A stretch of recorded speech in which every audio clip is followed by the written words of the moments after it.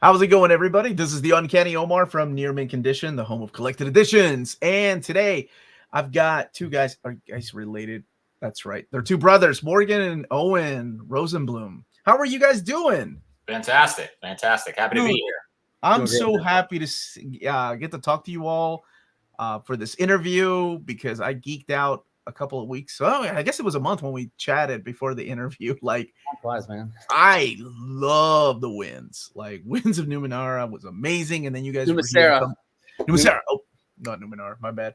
Wrong book. But more sounding names, but you guys are here to talk about RAMGOD, and that's through Massive Publishing. And I just just thank you guys for your time here. And we're already getting asked, please let this be a Winds of Numa SERA sequel announcement. We want that too. Trust us. Yeah, we can get to talk a little bit about that too. But I want to first let you all introduce yourselves. Tell me a little bit about who you are and how you get into this comic book world. So who wants to go first? I'll go first because age before the elder statesman. The older brother. You should go. Older brother, got it. So I started writing I wrote my first graphic novel about 12 years ago, maybe 13 now, called Treadwater. I launched it on Kickstarter. I didn't have any like formal training as a comic writer. I didn't work in comics or anything like that. I think I was like working in medical tech sales. It's just something that was very like uninspiring and 9 to 5, just not where I wanted to be in life. And Owen was at the time like working in video production, doing like having started his own company and like doing well with it, and getting to work on things that he was passionate about. And so I was like, you know what, I've been an artist my whole life and a creative, and I was like, I'm gonna start working on my own series.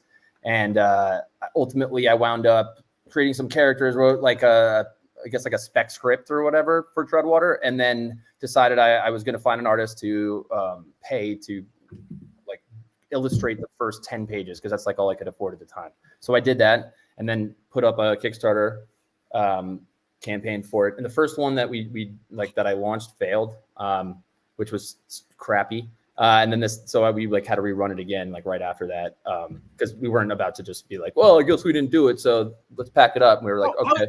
How did you spread the word back then? Because back then doing a Kickstarter. What year was that, by the way? 2014, 20. So we are talking about 2012, maybe 2012. Yeah, because I said 12 years ago. You were trying to do a Kickstarter. And you hadn't had anything published, right? Nothing. I was nobody. I'm still a nobody, but like I have a couple of things under my belt now. So I beg to differ. Don't sell yourself short, brother. Thanks. There you go. How did you spread the word back then for somebody that hadn't had anything published, and you wanted people to find out about your Kickstarter 12 years ago? What did you do? Well, the advice or what I did is not the advice I would give, to be clear. So I'll tell you, we're about to launch our third, or technically it's our fourth campaign, because like I said, the first one we ran was unsuccessful, but we've now run 2 successful campaigns. But anyway, the first time I did it, I was literally like guerrilla marketing and hitting up everyone that I personally knew in like my Rolodex, whether that's like people that I knew on social media, friends, family, acquaintances, peers, whatever it was. And I would I typed out a short, like concise and authentic message being like, hey, I am, for those of you who don't know, I'm a creative at heart, and I love comics, and I finally have been working on my own. Anyway, like, while I know this may sound like I'm asking you for money, it's only $1. Because the other thing too is like, ask for $1 and you may get 5 or 20. Ask for 20 and you will get nothing in a lot of cases. Okay. So but by doing that, you're just trying to get because the truth is that for everyone that, if you have like $1 pledge, right? Like if someone, you can offer that as a tier with no reward, just like, hey, you're a supporter, you want to get involved. Anyone that signs up for that $1, right? Helps the algorithm in Kickstarter. So that I've heard that. I've heard that from like a backer, right? And so, you might be able to, if I could get 50 backers or something like that right off the bat, and then they share it or something like that, it starts to help. So that $50 is not necessarily going to do anything for the campaign. And asking someone for $1 is like, come on, you can spare $1. Like, I would even be like, if it means that much to you, like if you're that tight on money, I will send you the $1 back. But I'd really love to see your name on the backer list, because that, if you know me and, I'll return the favor. If you ever like put yourself out there creatively or otherwise, and, wanted to start a campaign or something like that, like, I promise you, I will come to the call. I will answer that call and like come and support. But this right now, I'm about to do mine. Check out the page, see if there's anything that appeals to you. And then that's what I did. And we got like, I don't know, 200 something backers off that, whatever. But it was all like, I would say 95% of them were like people I knew. Right. But it was a lot of like every day, I think I hit up like 10 to 20 different people.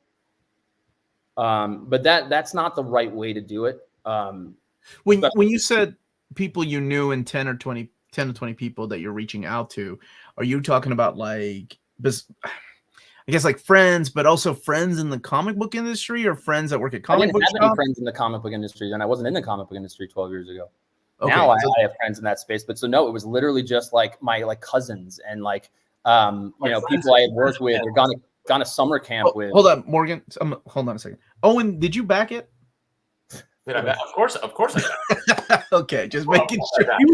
He was a co-collaborator in it. So even though he didn't co-write Treadwater, like he helped once we started doing some more stuff with it and like bringing it into different avenues. Because it started as a comic, but anyone that's familiar with me and Treadwater, we really went for the moon with that one, and we wound up like making a cool interactive website. We did like a video game, like a PS4 styled video game level demo that you could play, and we brought that to Comic Cons and stuff like that. Like we pretty much showed you what the story and the world would look like in a bunch of different mediums. The graphic novel was like the full story, like where we fleshed it out. And but yeah.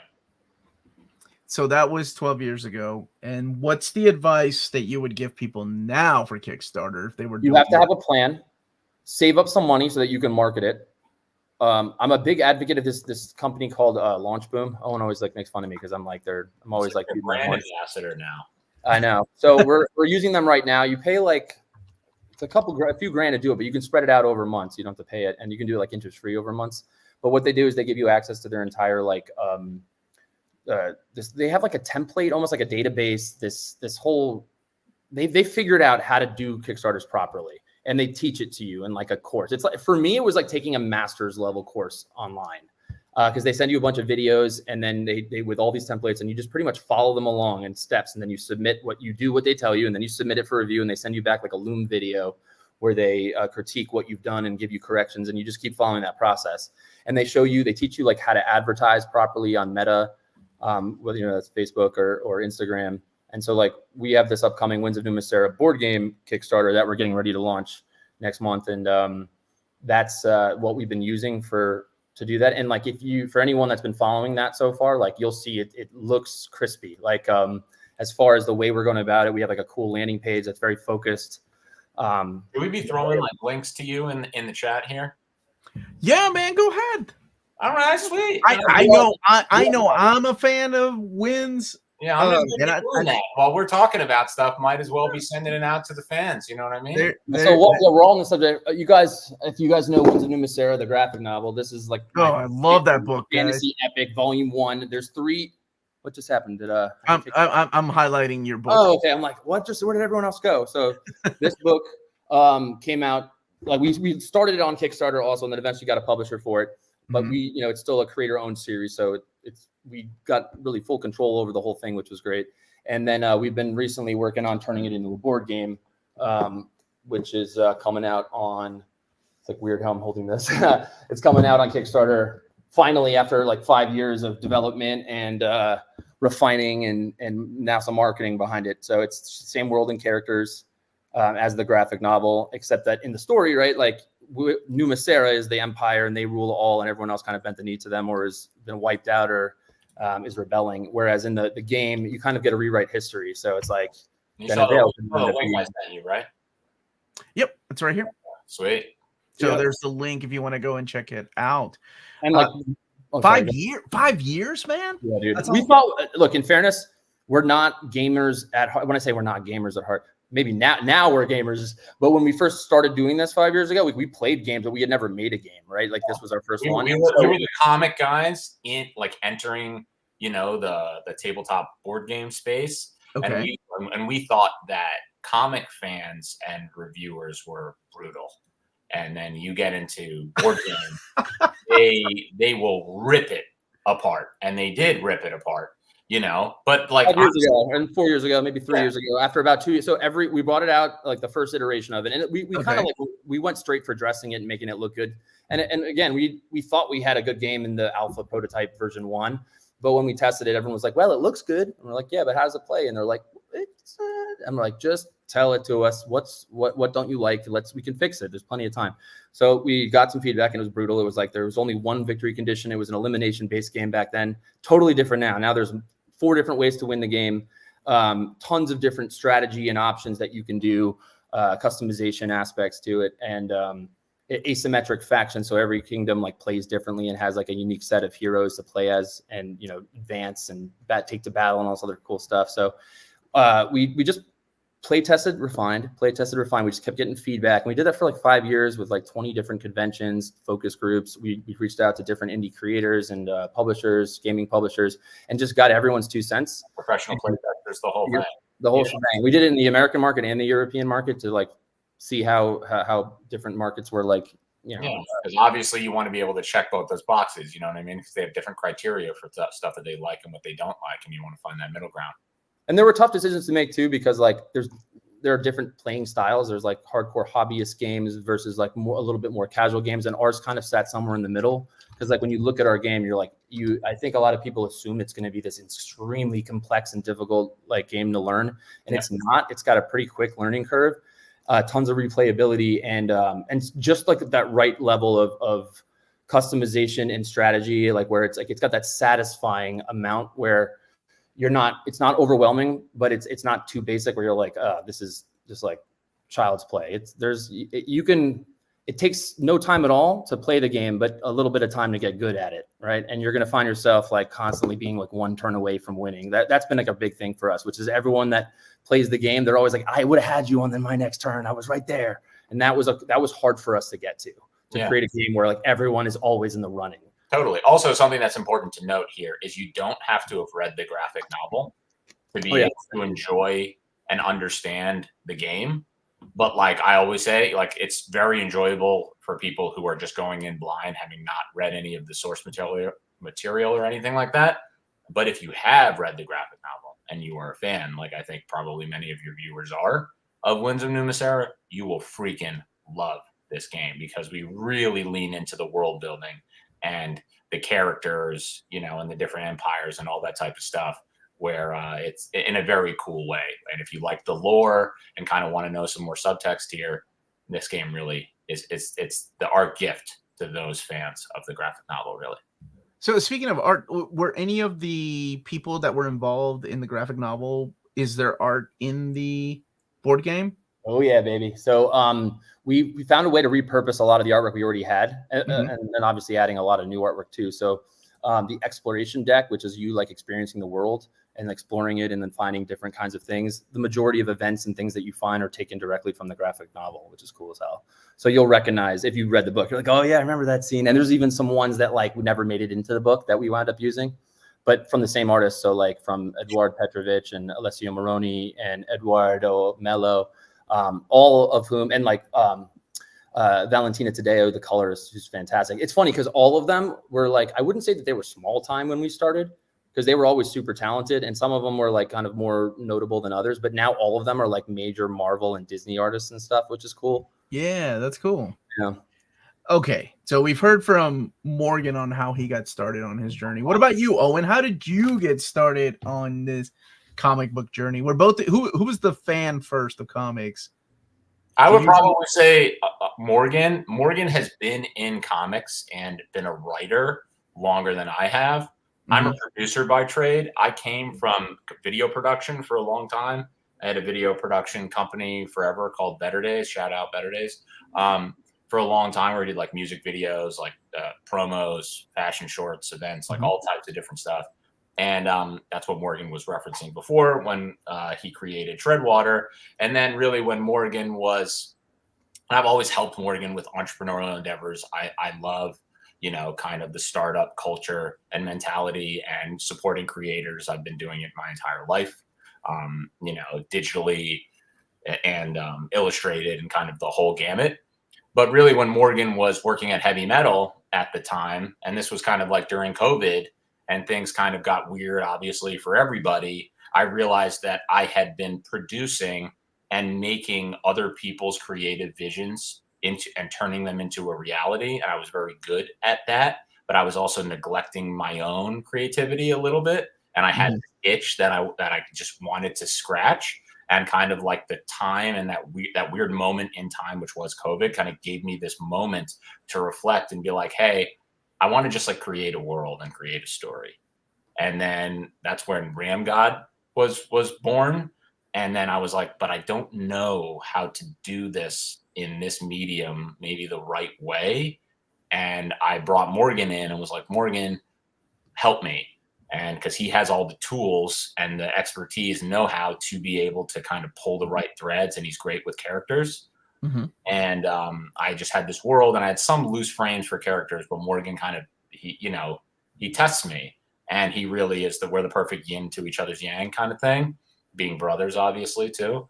And and then we just kind of, one thing led to another, and then heavy metal got involved, and then that whole thing went down, and then they brought in Whatnot, that then became massive. And then we basically, with heavy metals kind of transition into what they are now, we then exited and have partnered with, Whatnot Massive now, in terms of bringing this into the hands of fans and readers. So tell me about this recent project that both of you are now involved in, the RAMGOD. Who wants to give me the pitch? Morgan. Morgan's going to give me the pitch. Yeah, so, give me the pitch, Morgan. Yeah, so it takes place in like a futuristic cyberpunk setting. So for those of you who think cyberpunk and only think of like a Blade Runner or a Cyberpunk 2077, the genre itself, Owen and I have always believed, is like just a really fun genre that is not tapped enough, nearly, or explored enough. So we created this this world. It's Earth. It's just the future, but like the city that we focus. We always say that it's like a really tight lens on a big world, so it could be anywhere. But our story sort of takes place in a place called New City, which could be like a Gotham or a Metropolis or a New York or a Detroit or Chicago, all rolled up into one. Right. And there's this new sport that's like in its maybe second or third year, but it's growing in popularity, called RAMGOD. And it's got three different sort of components to it, or heats. It's a combination of racing, combat, and climbing. And when I say racing, it could be like motorcycles, it could be like monster trucks. The courses change, and the vehicles and the components of it are always changing, but like the same three sort of like categories are always the same throughout. So you got the racing one. Combat could be like a 1 versus 1, or it could be like a battle royale WWE style thing. And then you have the climbing aspect, which isn't always up. Sometimes it's down. Like you might have to descend of an active volcano, or like a man-made avalanche that's triggered before, like it covers everyone. Think like a high-tech Ninja Warrior kind of thing, at least for the climb component. Okay, I got you. The way the sport is kind of structured is like the Olympics, where it's like a point system, and then you like kind of combine all the points, and the team with the most points at the end wins. Anyway, so that's just like setting wise. We follow this main character. His name's Clint Buller. He's a cop. He's like 35 years old, kind of a deadbeat-ish when you meet him. It's just a guy that's like never really amounted to very much. But what you find out is that he's, 15 years ago, he was the hottest thing in sports. He was drafted number 1 overall in the NFL, was supposed to be the equivalent of LeBron James, but for football, but was tied up in some nefarious activity because he had some connections to the Chinese mob. He's a black dude, but he had a godfather that was, like an uncle to one of his Pop Warner teammates, this guy, Mr. Zhao. And Mr. Zhao takes Clint under his wing when he was, like in early college, saying, hey, look, all these other sponsors and stuff, they're gonna get you into their pockets, right? They're gonna make sure that you owe them something, but you hang with me, you follow me in my direction. I've always looked out for you, kid, right? And I got your best interest at heart. So anyway, he kind of gets Clint into some bad stuff early on, and it winds up getting him in trouble where he's implicated, not indicted and stuff, but just it's clear that he's involved with some bad stuff. And so he gets a lifetime ban from the sport, which is ultimately what forces him to like change directions in his life. And he cleans up his act and like calls in some favors and makes it to becoming like a cop in New City, which is where we meet him 15 years later. And he's got this teenage son, Malcolm. And at its core, this is really a father-son story. Malcolm is 15 years old. He's a diehard RAMGOD fan. So he loves this new sport. His dad, Clint, doesn't really know much about it. He knows that it's like a growing sport, but it's, he didn't grow up with it. He grew up with football and stuff like that. So he doesn't really know much about his son. He doesn't connect with him too much. And ultimately, there's 8 teams in RAMGOD, the sport, and all of the teams are now required to add a 5th player to their active rosters, right? And so now every team needs to bring on a new player. What we find out is that one of the all 8 teams, or 7 of the 8 teams, are owned by like a big corporate sponsor, whereas one team is not, and that is the Barracudas, which is Malcolm's favorite team. They are owned by the people.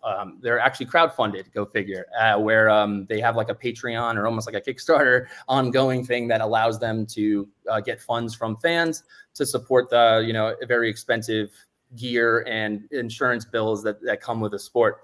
But what we find out, though, and this isn't really a spoiler because it's revealed in issue 1, it's something that we lead with like the series, which is that one of the teams, that team, the Barracudas, actually secretly moonlights as bank robbers and stealing good old fashioned cash and then laundering it through the crowdsourcing platform to really afford their gear. So when they bring on this 5th player, whoever it may be, they need to make sure that not only are they going to help them win in the sport of RAMGOD, but that they're going to be cool with all the nefarious activities that they're doing on their little side hustle. And so as the team is like they're scouting for who they're going to add as their 5th player.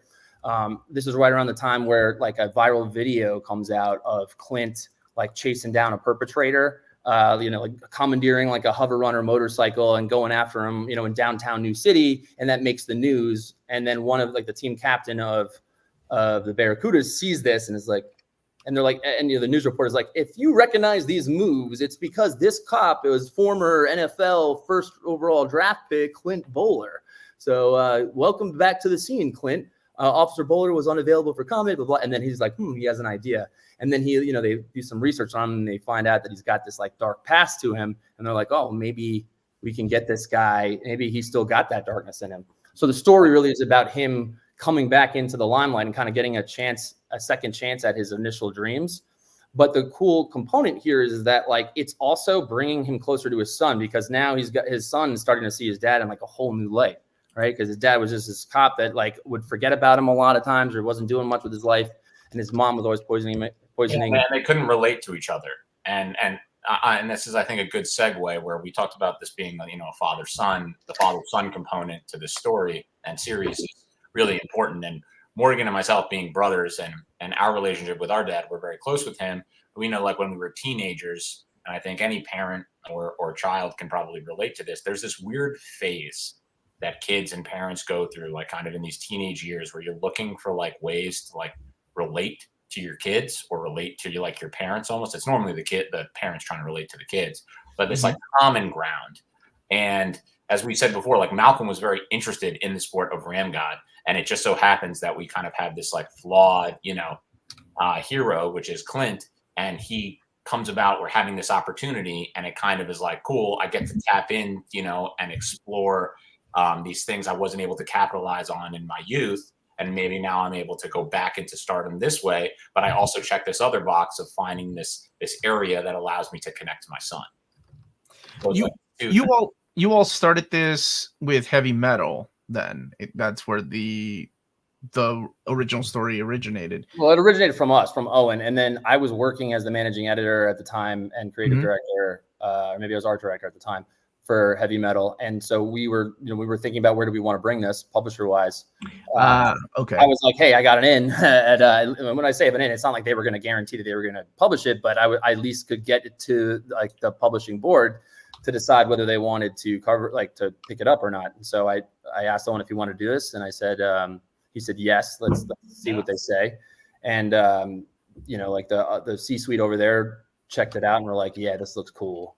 Yeah, and to be clear, it wasn't like because he worked there we got preferential treatment. In fact, it was just the opposite. It was like, cool, we have someone here, like we're really going to vet this property. We have to really believe, because we're not giving preferential treatment to anyone who works at the company for their own properties bringing in, like, what do you guys got? And Morgan and I did our pitch thing, and we did what we needed to do. And we got it developed, and then I'll kick it back to Morgan with everything that ended up happening with that. Yeah, so, like, it's pretty public at this point, like, and I'm not going to go too deep into it, but like for anyone who's been following the heavy metal thing, so like the company pretty much like had a pause of what they were doing, due to financial reasons and things like that. And so they paused not only the magazine, but our series as well. At the time, like when we initially developed it, it was supposed to be a serial inside of the magazine, right? So it'd be like one of several others ongoing storylines that would be broken up and like, spread out across several months. But then around this time, Whatnot, which, is affiliate of Massive, took a look at, they were like invited to kind of come on and potentially partner up with Heavy Metal at that time to sort of help with the situation going on and rejuvenate it. And when Whatnot came on board, they took a look at all of the serials and upcoming stories and comics and whatnot that Heavy Metal had on deck, and they saw RAMGOD. Oh, okay. And we're like, ooh, what's this one? And then ultimately they're like, would you guys be open to moving it outside of the magazine and into its own comic series that was going to be like co-published by Massive or Whatnot at the time and Heavy Metal? But ultimately what wound up happening is Heavy Metal just had to stop entirely. So I got furloughed, as did the entire team at Heavy Metal. And it was pretty much like in a purgatory, or like a holding pattern for like, yeah, it was in limbo. It was in limbo for a while, and like we did everything possible to get our property back, and we did. And then we obviously, based on like the fallout, we went to Massive, and we were like, hey, we still needed a home, right? We now bought the rights back. We know you guys believed in us and this project, and we always loved working with you. Like, can we kind of revitalize this and get it into the hands of readers? And they were like, hell yeah, let's do it. Once you get it back, let's go. Okay. So then I have to, I don't know if you can answer this then, because when you were working over there, like, did that keep you from getting your story back because it belonged to you to begin with? I mean, so there's like some legal language that has to do with the contract. So in fairness, they paid for all the artwork. Mm-hmm. All of it, but we had, we created the story, and we didn't take like writing rates on that because we wanted everything to go to the story. We're like, any money that we would take ourselves, like, let's give it to the artists, and like, let's make it. This is the best, like, get the best team possible on this thing. Yeah. So what wound up happening is that like part of our deal was that if they hadn't published it by a certain time or whatever, that we like it, we would get it back, which is, some who were wise enough are lucky to have that in like a contract, so that in the event that it's just like never out there, well, sorry, you missed the deadline, and therefore the rights revert back to the original creators. So we were in this weird spot where we couldn't publish it because they owned the artwork, but they couldn't publish it because they didn't have the licensing rights for the IP anymore. So it was like, well, no one can have it. So we wound up just working out a deal with Heavy Metal, and they were very amenable and helpful with trying to find a solution that worked for both sides so that they can clear some debts and that we could get our baby back. And we were able to, so it worked out for everyone. So at the end of the day, everything is back with you guys, including it's 100% ours now. And now we're doing like a creator-owned deal with Massive, where it's still our property, and that way we can if you wanted to turn it into a game or something else. Gotcha. But they're a publisher, and they're our home, like for the comic series and the fantastic partner. We couldn't be happier with them. Awesome. So okay, I guess the very next logical question is, when does this launch? June 24th is the final order cutoff. You can go to your local comics shop now. You can go to massivepublishing.com, and then you'll see it's one of the 4 or 5 series they have right at the top of the website. Oh, and you want to put in massivepublishing.com, you'll see it says RAMGOD, and then issue 1's now currently available for pre-order right now. There's a ton of cool variant covers. Mm-hmm. One by David Mack in particular, who's the creator of the character Echo. He did a cover for us. There's one by Carlos Totoli, Rob Willis, Grimm, right? There's some great covers on there to get, and they're all, some of them are like metallic and stuff. So pick your poison and get them all. How long is this series? 6-issue series. I think each one is like 20. They vary, but some are a little bit longer than others. But they're like between 24 to 40 pages, and like I think the first one's a little bit longer, and the last one's a little bit longer, and then in between they're right there. But it's a nice, well-paced series. We've planned it to go on, like, to hopefully, if this does well, we already have all the story content to go to season 2 mini arc kind of thing and beyond that. Oh, okay. I was gonna ask if there's anything after this. Like, okay. You'll see, like, when you get to there's several different, there's like the main storyline and then the A storyline, and there's like the B and C storylines, sometimes the D storyline going on, mm-hmm. which start to pave way to like season 2 towards the end. Like as we wrap up the main arc, You know, that's just like kind of like how we go about storytelling. We always want a good comp in terms of like the storylines and the spin-offs and stuff is like Breaking Bad, in terms of like how do you like create like a Breaking Bad, and then you have like a Better Call Saul, and you have like different things like that, but they're like in the same kind of universe. You know what I mean? Yeah. Like I'm just saying, like you go in understanding that there's a kind of beginning, middle, and end, and like we don't want to do like what they did with like a Lost, for example. When you stumble into the final season, then you don't do anything. You know, the fans are really pissed. Like, hey, you didn't think about this. What the hell? Okay, so I have shared the link in the chat right now, and it's right here, and I'll put it in the description of the video. But when you mention Lost, like I think Lost is that prime example, or maybe even Game of Thrones in a way, of something starting off so great. Yeah. But we don't know exactly how it's going to wrap up. So maybe we'll just figure it out along the way. Yeah, well, it's also because the writers in those instances like openly admitted that they didn't know. Yeah. Well, I mean, it was like what, I think Lost was only supposed to be like a mini series, like a one season kind of thing, and then. Well, I said that's why we ran the Breaking Bad thing, because they were like, we're going to do 5 seasons, and like that's it. Like then we're going to end there, and then we'll do spinoffs, and we'll do other things from different storylines, like Better Call Saul and whatnot. But like that's what I'm saying. Like you understand that going in from the pilot episode or whatever, issue 1, that you understand this is the end for this or this character, and then in this world, and then you can do expansions and or prequels or whatever spinoffs in this and this way. So tell me about the artistic team on the book. So there's technically 3 main sequential artists, or like, line artists. We have 2 of them that work on the present day storylines, which is Kanan White, and then also Henry Persetia. And then we have another artist that does also his own line work and colors, named Marco Locati, who he does all the flashbacks. So if you guys have read Winds of NUMA SERA or any sort of other books, we generally will bring on other artists for flashbacks as a stylistic choice, just to make it visually feel a little different. Like it still feels cohesive, but it's definitely like you'll know when you're in a flashback because the art style changes. Which is kind of fun. So those are the 3 sort of main sequential artists. And then we have Renato Spiller, who is our amazing colorist. And the cool thing about him too is he's like fairly new-ish to the game. Like when we had first found him, he was like, I think, changing, professions from a what was he on? He was like a engineer or something like that. Or not sure. He wasn't a colorist. Friend of ours. He was super talented. And then we immediately kind of like that endeared us to him, or other way around. It made us really like him because of the fact Boxes too, and Morgan Boxes. So like they bonded. Oh, yeah. They bonded over that too. Ren has become a real brother for us. So he's our brother from another. And then the final issue introduces about halfway through the final issue, we actually introduce the new artist that's taking over for like the next season, which is cool. So you get a little sneak peek of that because the art team's switching up for the final, for the final chapter. But we've been very cognizant about making sure that everything that you visually see feels like it all works and gels together.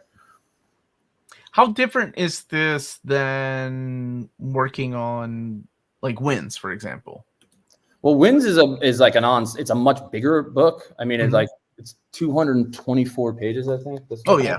And you said you had issue 1 of like the whole story is these are self-contained like books. Like I don't know how well this would have worked as like a comic series. And then volume 2, and it's a trilogy in total. So like the goal is to get 2 and 3 out eventually. But when writing, this is like our first sort of comic series. So it's the pacing of it's a little bit different. It's an easier read, I would say, RAMGOD is, because there's much more of a central protagonist. You're not bouncing around storylines as much as you are in Winds. I think this one feels more grounded simply because it's like city in the future. So a lot of the, whereas a medieval fantasy series, we're building a whole magical world and creating a new religion and things like that. This feels a lot more like it could be our future in 50 years. Like we comp it to like Winds of NUMA SERA is like Game of Thrones in terms of like complexity and trying to like follow all the different kingdoms and politics of the world and stuff like this. And this is more like the original Fast and Furious meets like the original Point Break, but set in like a cyberpunk setting. With like some Tron visuals and stuff like that. That's awesome. Just the description sounds fun. That is a lot different. Well, I mean, and even the writing is different, right? Like, Yeah. is that what Morgan was doing wins, right? And Owen, you two are both working on this together. This is our first like co-authored series ever together, which is cool. Like Owen's been creatively involved in many of my projects, but never as like a sole co-writer slash contributor. Yeah. As I said, I'm a producer by trade, so like, you know, and do like business affairs stuff and a whole bunch of other things like that for the entities and IPs, LLCs, all that type of stuff that we've done and we've created. But this for me was like, as a writer, like co-creator, this was my first venture kind of into this space, while Morgan has more titles under his belt and was an editor, as I said, at Heavy Metal. So he has way more hands-on comic creation experience than I do.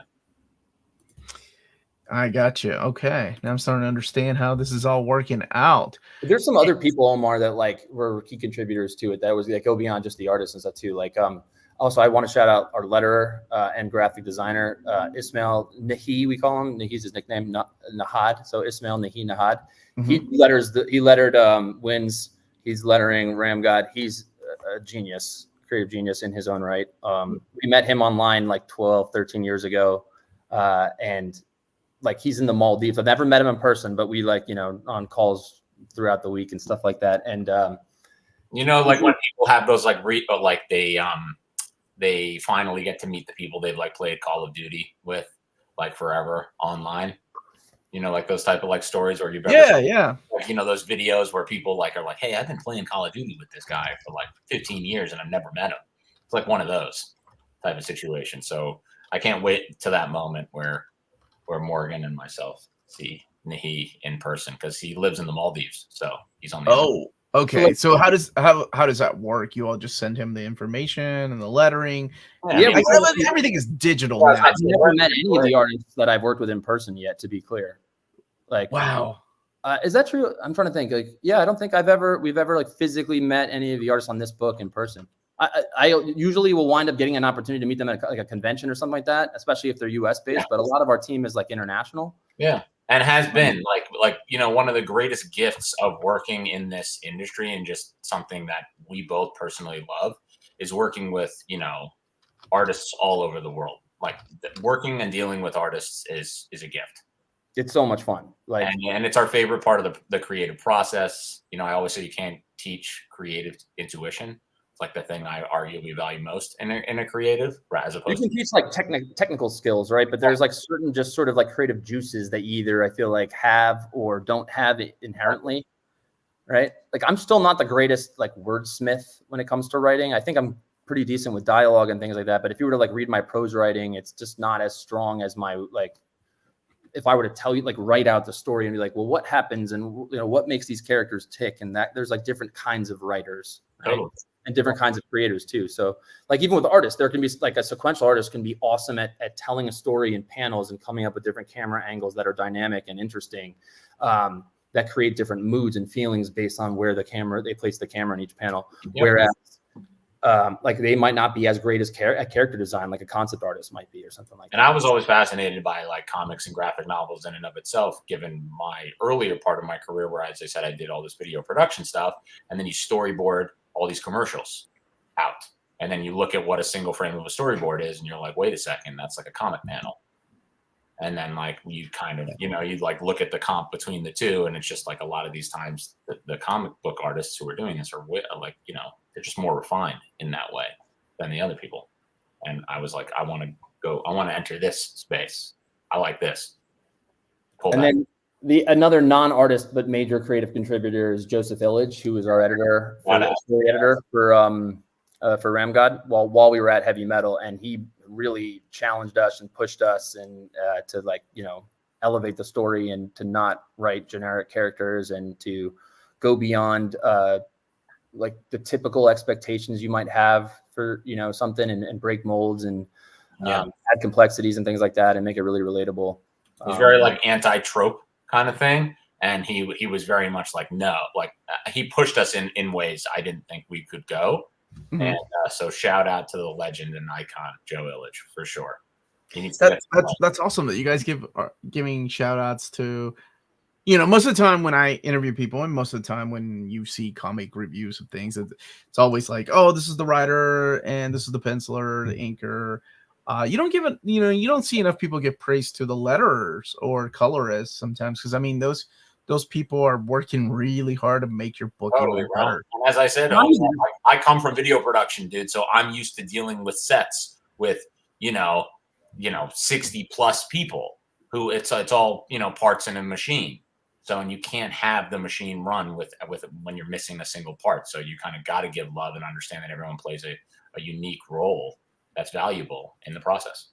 Yeah, I don't think there's someone that contributed to this series that like it wasn't valuable to us, where we were like, oh, they're replaceable or something like that. Like we wanted to make sure that everyone that we were bringing on board with this wasn't replaceable. That was pretty much like had something that they brought to the table that was unique and felt special. And I think that really rings true when you read this book and look at it and just like kind of awe at it a little bit. Like we were even stuck. Like when we first received some of our first pages, we were just like, dude, did you get, like when we get an email, Owen will like text me. He's like, dude, I'll be like, what? He's like, did you see the email from Kanan or something like that? And I'd be like, no, let me check now. And then I'm like, bro, like we'll geek out over it, because it's like, it's art when we write it on the page. And even if like we have character designs, or sometimes I'll even mock up layouts and things like that, because I'm an artist too, not nearly as talented as the artists that are working on this book, but I would send stuff out. And then when we get it back and it's like polished, and you get to see it like really coming together, that is like one of the coolest feelings.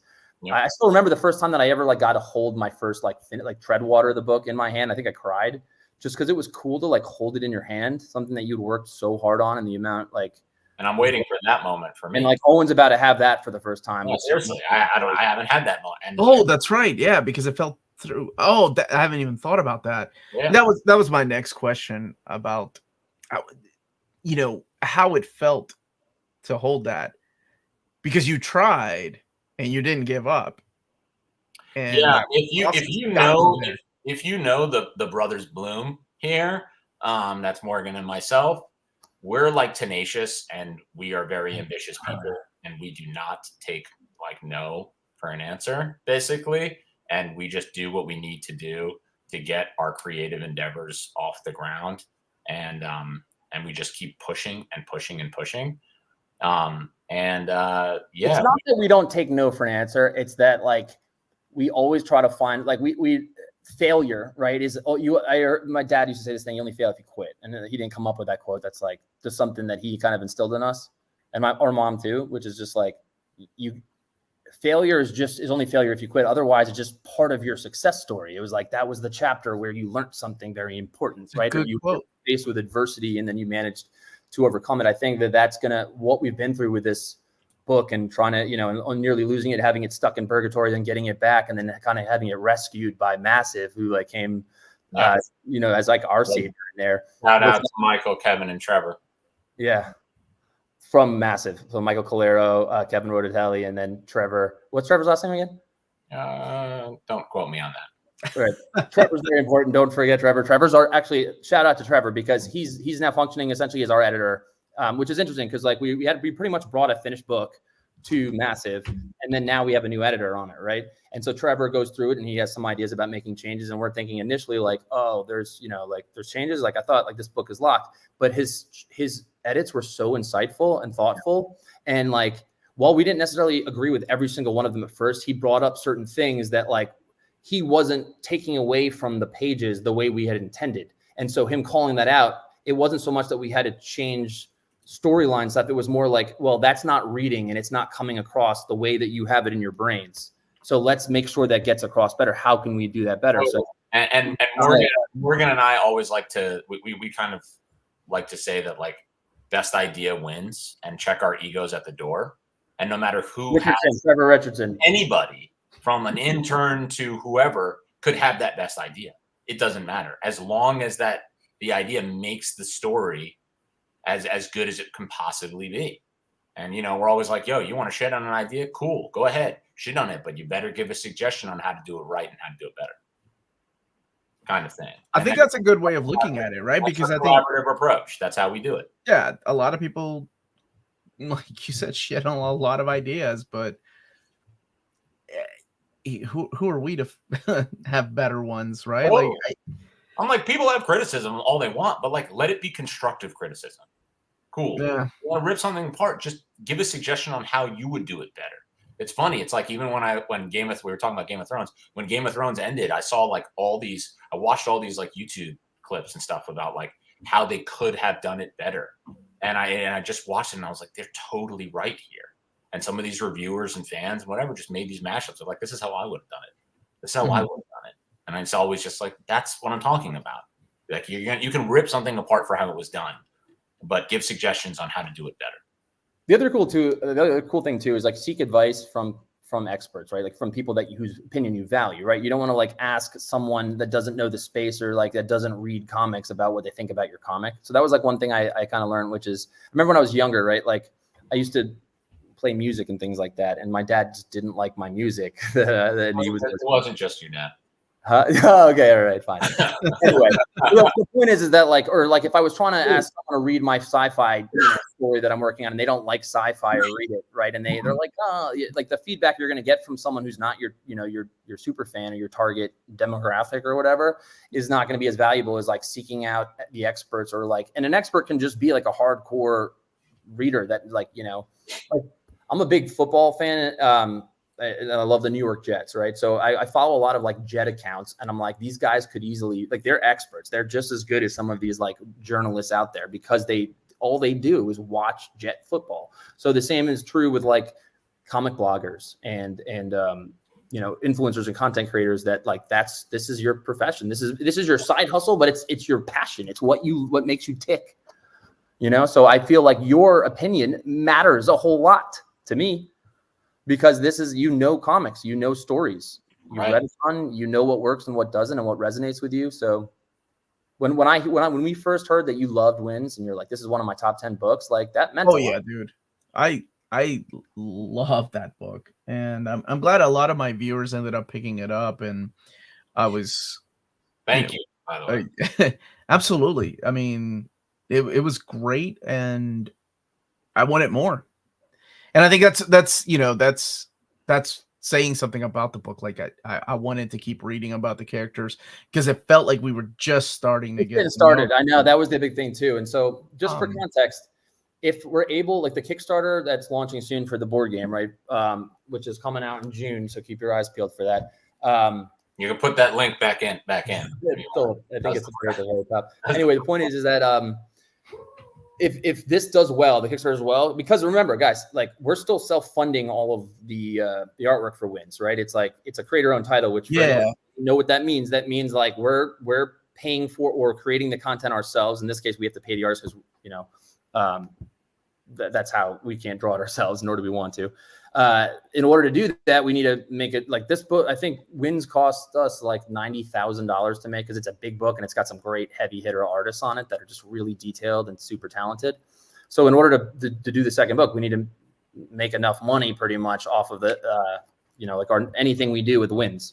So the idea is that like if the game is able to become successful, we're also going to be offering, like the graphic novel is like an add-on with certain things to hopefully drive up sales for that too, so that we can then hopefully go into the book too. But it's not like, oh, we just changed our mind and pivoted from the graphic novel to the board game. It was like kind of a business decision. We were like, we were able to repurpose some assets that we already had for the graphic novel, build a board game, which has higher profit margins. These things are not easy. It's just not easy, man. It's not easy.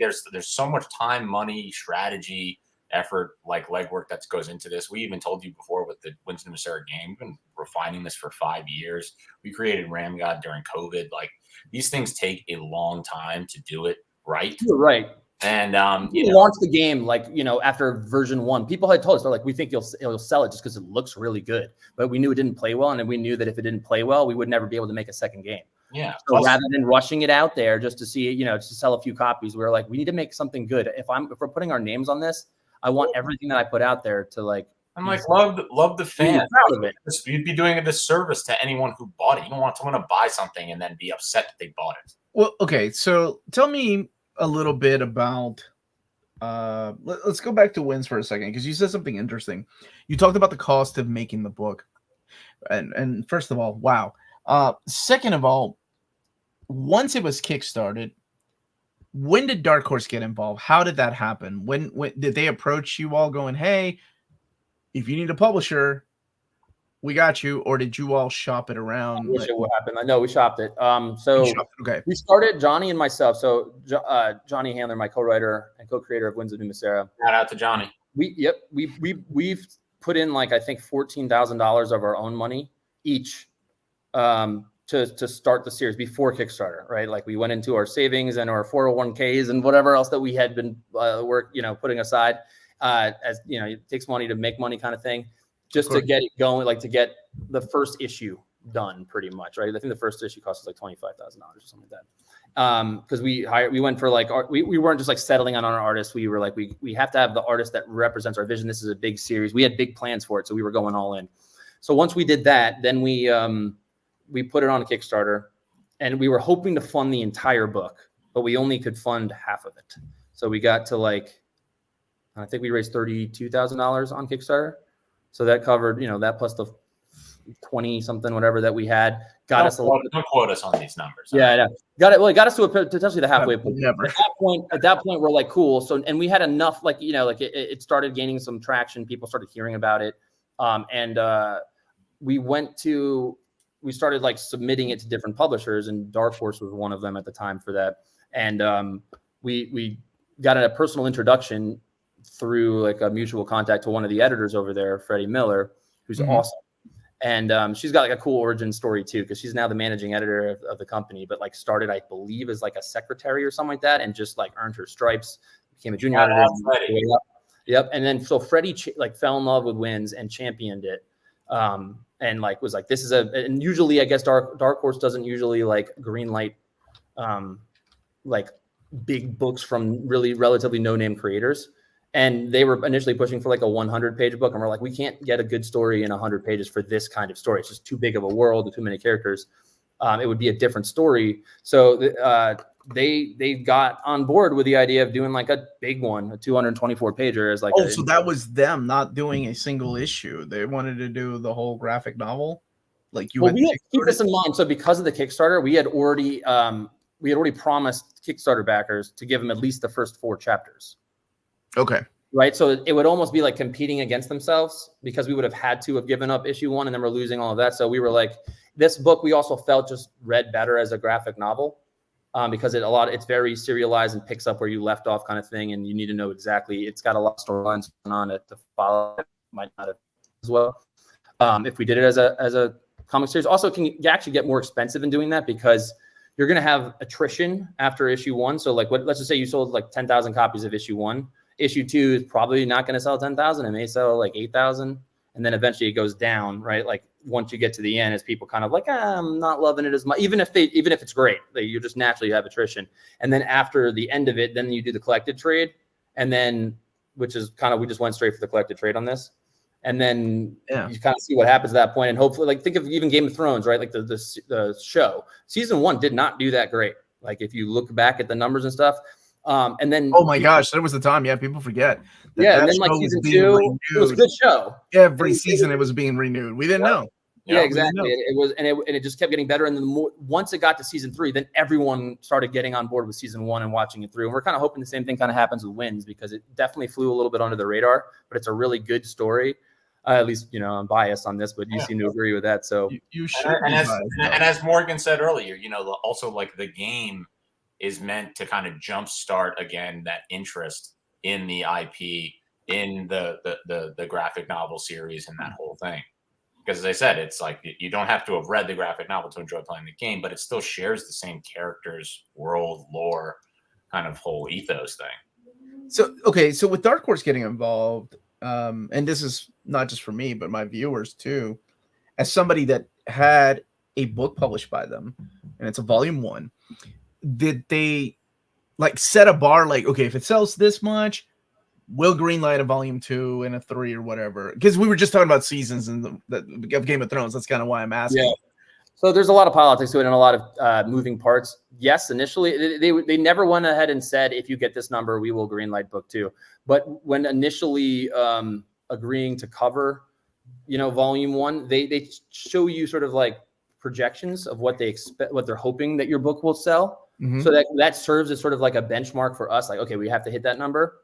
And then so as we were working on volume 2, we kind of thought like we were hitting all those numbers. Like we were on par with all the projections. But those projections, were like several years old now or whatever. And so as we were working on volume 2 and 3, we were working on volume 2 and 3 at the same time as far as story goes, right? Like outlining the entire series before we started hiring artists to do the artwork for it. So now we were working with Freddie and Rose, who's the other editor that was been working with us on that, Rose Whites. And so shout out to Rose. Shout out. Always shouting out our people. So they were championing it again and helping us really perfect the story. And I think all collectively thought we would be a shoo-in when we brought it to the publishing board at Dark Horse. But the cost of printing materials has gone up substantially since then, and like they're under like I think another supply chain issues, the whole thing. Just another company got involved. So like they were pretty much like, we can't greenlight the next book yet, and we were like, what, really? And they're like, yeah. And it like even Freddie delivering this news to us, I could tell she was like feeling for us on that because she and Rose also wanted this book to get greenlit. But so pretty much we said, well, what is the number? Is there a number? We asked that same question. What number do we have to hit in order to get volume 2 greenlit? And they're like, well, we can't give you a guarantee on that. And like, they won't like tell us that, but realistically, like if you could do double or triple numbers or triple, okay. We're on it. If we can do that kind of thing. So now we're hoping the best way to sort of get the sales up for the novel might be through the 40. Are we losing Morgan? Okay. I sometimes when there's a lightning storm here, I think it was me, but if you're also seeing it, Owen, I think Morgan was I'm seeing it. Morgan has worse internet than I do. So yes, it's almost worse everything than I do. Well, I mean, what you were saying was really good information, though. That's something I've been curious about, how things like that work. I mean, because sometimes, you find, and I'm just going to wait for Morgan to come back here in a second, but you find a book that you really enjoy, and I've seen it happen time and time again. And it was before I started talking to publishers that I understood exactly how much it goes into making a book. Because it's the same kind of complaints like I used to have too. Like, oh, why didn't this come out in a hardcover format? Why didn't they do this? Why was this decision made? Where's volume 2? Where's the sequel? Been waiting 4 years. And it's honestly you said it earlier, it's so much more difficult than that. Yeah, there's trying to get your books so out much. There's so much subtext that ends up happening and things going on behind the scenes that like the average like lay either reader or whatever like doesn't either pay attention to, doesn't know. As I said, you only like know through doing. I didn't. I way more experience in comics and graphic novels in that industry than I did, coming from video production stuff. But like I learned through some of these things, and sometimes the goalposts get moved and they change based on a whole bunch of factors that some you can control and others you're powerless to and you can't control at all. It's like look at the writer's strike and all the things that ended up happening in Hollywood with all of the I comp that a lot to kind of I think that the comic and publishing space is going through a similar kind of thing now. That Hollywood and all of this stuff happened. And then I don't even want to get into the AI stuff, but this is a whole new beast that I think everyone is kind of dealing with now. Morgan, we got you back here. Yeah, I switched to mobile. I guess my internet went out, so I'm using data instead of Wi-Fi. Okay. Well, I won't eat up much of your data. No, please, it's fine. I was just talking to Owen and just kind of, everything you said goes back to coming at it from a fan's perspective when we love something. And then it's like, but the workings on the inside of how these things are made is so much more difficult than, hey, this book did really well. People are talking about it. Let's go ahead and get us volume 2 out there.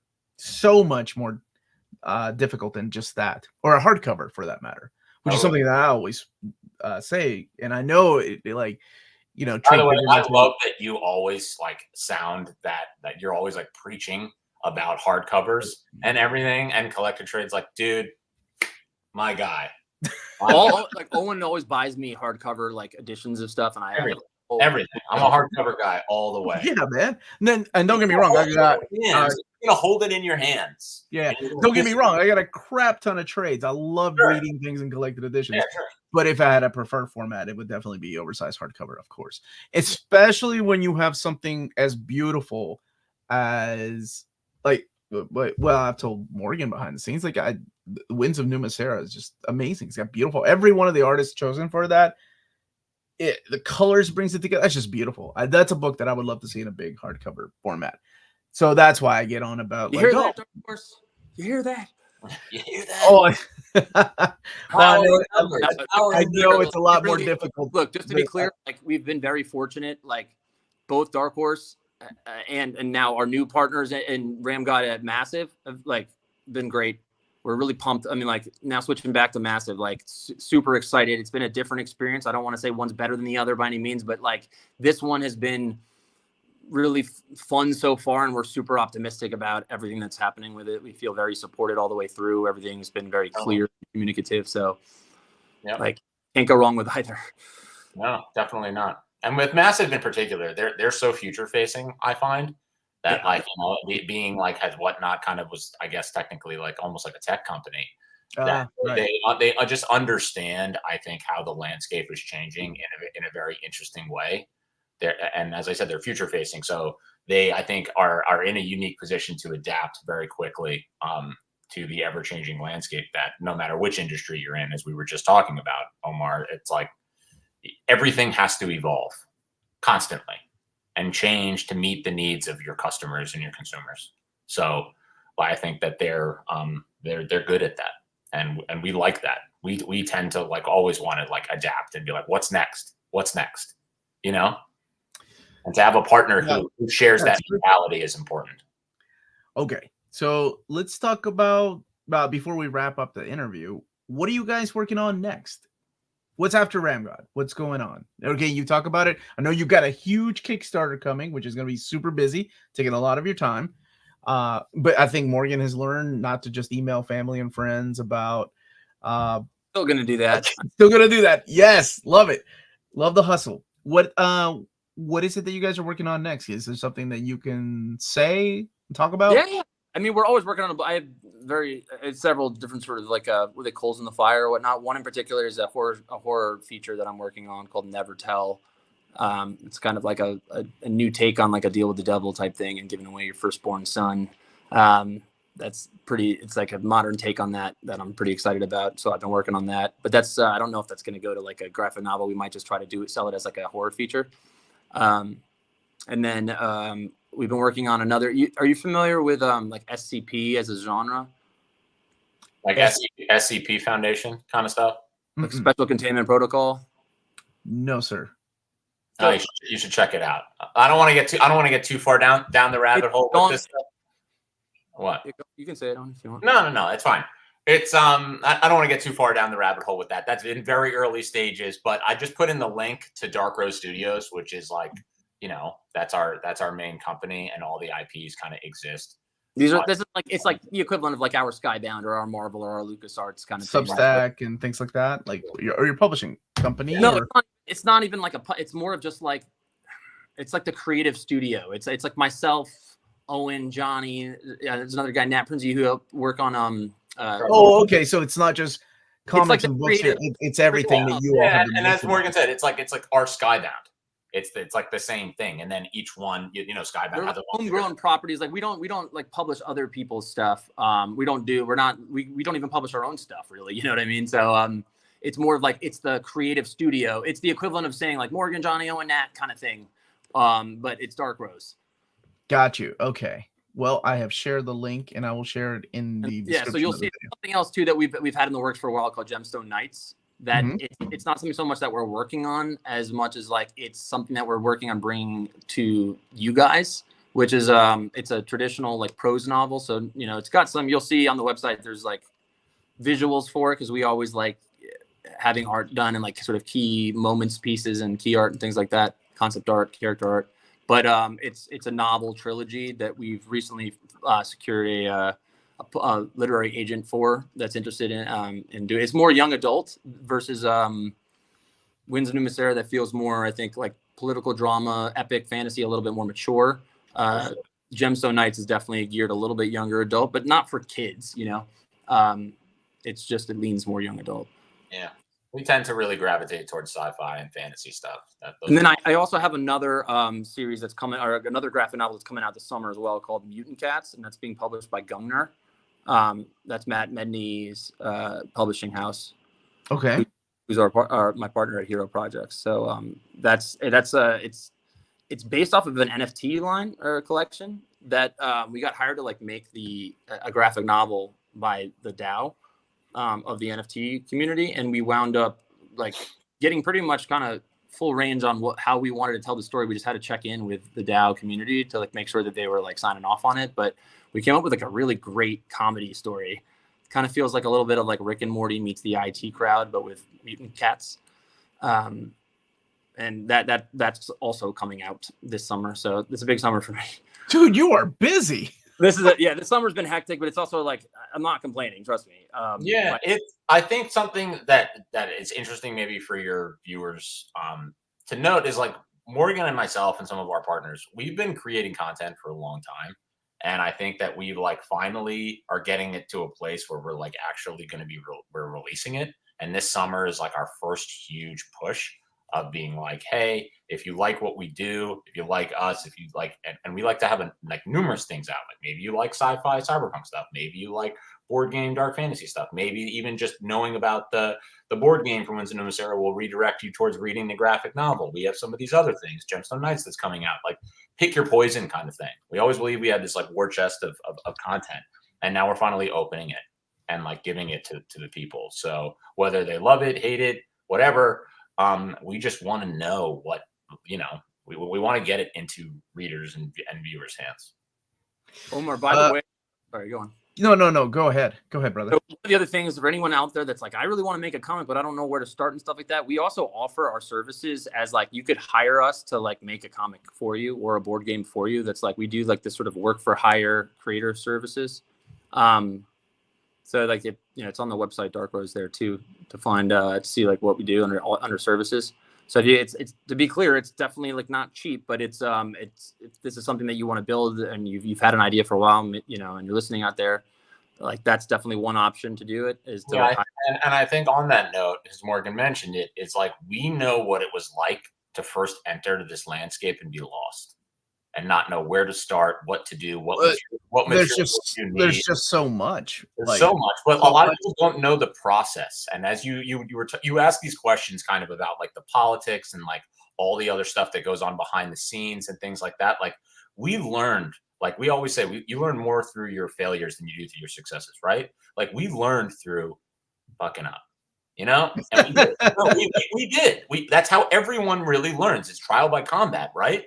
And this happened to us years and years and years and years ago. And you learn and refine and learn and refine and learn and refine. So like, I wish that someone like ourselves existed or that I knew about it that long ago so that we could have been like, hey, can you help us like navigate this space a little bit?